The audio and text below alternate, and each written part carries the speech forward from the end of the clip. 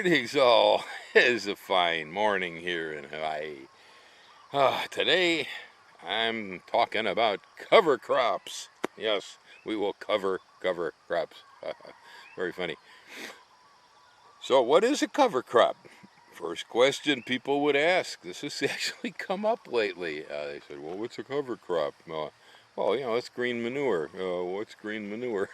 Yeah, okay. So fall and winter are the best times, particularly in the mainland and the northern tier of the U.S. for working with cover crops, because ordinarily we've taken everything that we were raising for crops out of the field and the ground will be left dormant. And so it either goes to waste and weeds, or you can plant something on it that will nurse the soil. That's what a cover crop's about. Holds soil in place, enriches soil, puts back nutrients that are missing, replaces lost carbon in the soil, in other words, humus, and so on. All right, here, Gracie is inspecting a cover crop. Right, girl? Yeah, this is a place where I had been raising some melons. Currently, we have Pacific Gold Mustard, hairy vetch, and I have also planted lately some summer alfalfa and crimson clover. The clover and the alfalfa are not making much of a show as of yet, but they'll be up in a few days. I've also tossed a bit of winter rye out here too. Now, if you look beyond, you will see black polypropylene plastic weed block. That's basically how I deal with things here. The soil is very soft, volcanic ash. So if it's tilled, it has a tendency to go right down the mountain. So instead, I leave all the trash in place, usually weed whack things to flatten it a bit, cover it up with the weed mat like that, let everything die underneath. Then, once it's dead, I'll come in here and I might whack it again to clean up a bit of the trash. And so cover crop. Isn't that right, Gracie? What happens to soil when we don't take care of it? That's right. Just like the cats. We'll have to feed the cats, feed the people, feed the soil. So, most Hawaiian soils are not particularly fertile on their own. They're devoid of quite a few nutrients. In all tropical soils, the nutrients that are in the environment tend to be locked up in the plants that are on the soil, not in the soil itself. Now, in temperate soils, you will find that there are nutrients locked within the soils. That's why when they go in and they cut down a rainforest in the Amazon and plant some crop, soybean on it, they can only do it for a few years and they burn it out. Unless, of course, they understand how to create terra prieta, which is an ancient way of farming in the Amazon that was successful and sustainable. We're still working on figuring that one out. But no matter where you live, it really doesn't matter. When you're intensively using a piece of ground for either gardening or for farming, eventually the ground becomes depleted. Certain things will disappear from the soil that you just can't replace with a handful of manure or fertilizer. So that's where cover crops come in. And the most opportune time, again, I have to repeat, to do this is fall through winter. Even in Zone 3, when I lived way up in northern Wisconsin by frigid Lake Superior, yeah, right, the gales of November come early. Yeah, up that way, even there we had quite a few different plants that were used as cover crop in fall. Yeah, I take the tomatoes out, maybe right around the first frost, and then I go out and I'd sow hairy vetch and winter rye. Those were my two favorites in that region. they would overwinter. They would come up, grow in the fall, turn green, go under the snow, and then come spring, take off and start growing again. Well, now, hairy vetch is a legume, so it fixes nitrogen. It also creates biomass or humus, compost, what do you want to call it, carbon. The winter rye is known to have a natural nematicide within the plant, and so it tends to drive nematode away out of the soil. That's one value. But a mature rye plant has up to a half-mile of fine root hairs on the bottom of it. That's a lot of compost when you kill it. Yeah, in Wisconsin, I used to just kill the stuff by going over the top of it, scalping it with my tiller or hitting it hard with a mower, and then just plant my crops right into the stubble. Yeah. Do something very similar here because our andesol ash soil here is very soft and easily eroded. I tried using tillers on it and I stopped. Yeah. Good 6-inch rainfall and the stuff starts going down the mountain. It washes out. So, plus, it's got fair texture, but it really doesn't have a whole lot of nutrient held in it. Yeah, I tell you, to even get a cover crop to grow out there, after I've been gardening for a while, I have to put down manure to grow the cover crop. Otherwise, the cover crop is stunted. Yeah, true. Hawaii's a paradise, right? But the soils here, a lot of you guys got rock, right? Yeah, rock. Well, 2 inches of muck from the leaves rotting on top of it. I actually have something you could call soil, but even still, it's problematic. Yeah, it runs out of food faster than any soil I have ever worked with, anywhere. From California to Alaska to Hawaii and Arizona, this stuff runs out of food like you wouldn't believe. You can actually see when I throw a cover crop, if I didn't manure, areas where I had been raising the previous crop and there was a little bit of fertilizer left, and then you could see areas where I hadn't been cropping. It's like this. Yeah. So I even have to fertilize the cover crop.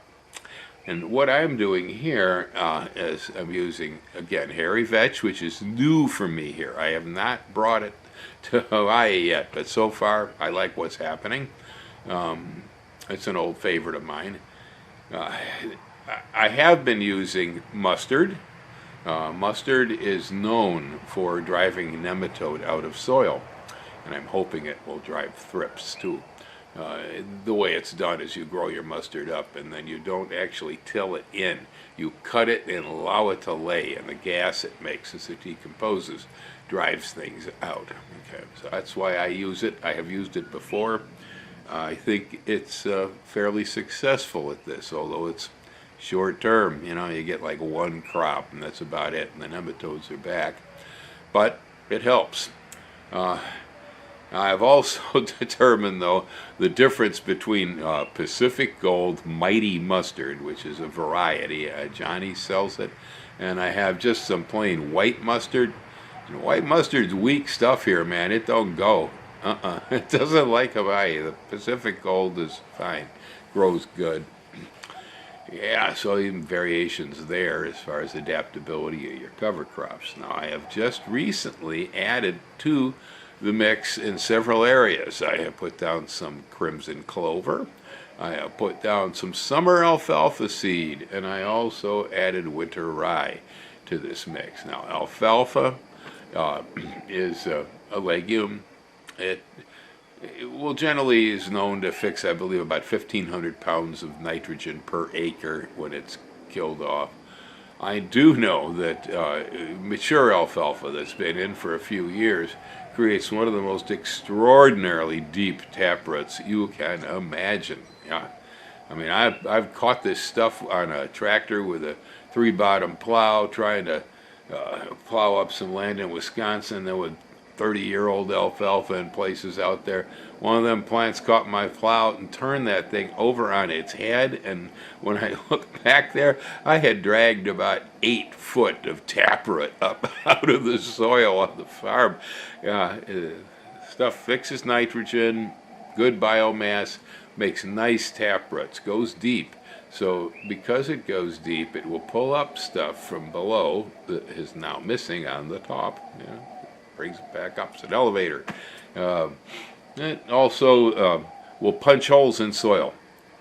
If you have a fairly heavy soil, if the alfalfa can make its way down into it, when you kill it at the surface, say by tilling it, or however you plan to kill your alfalfa, that's the usual process, then the core of the root will rot down in the soil, and the earthworms will follow that thing down and carry nutrients down, and blah blah. You get this whole cycle going when you start using cover crops. Other things step in. Now, crimson clover is new to me. I've never used it. I've been familiar with it for years, but it's the first time I've ever tossed it out there. Now, being this is Hawaii, well, the weather is going to be suitable for literally any cover crop seed I might throw out there, right? So that isn't important here. Now, depending on where you live will matter what you're using. As I said, winter rye and hairy vetch are very adaptable, and for anywhere from southern Canada down to St. Louis, I would definitely consider using those. Further south, there'd be other things you might want to consider. Maybe sun hemp is a possibility. Anyway, you have to adapt the cover crop kind of to the area where you're living at and the kind of climate you have. But idea is, crops come out of the field, do not walk away and leave your ground empty.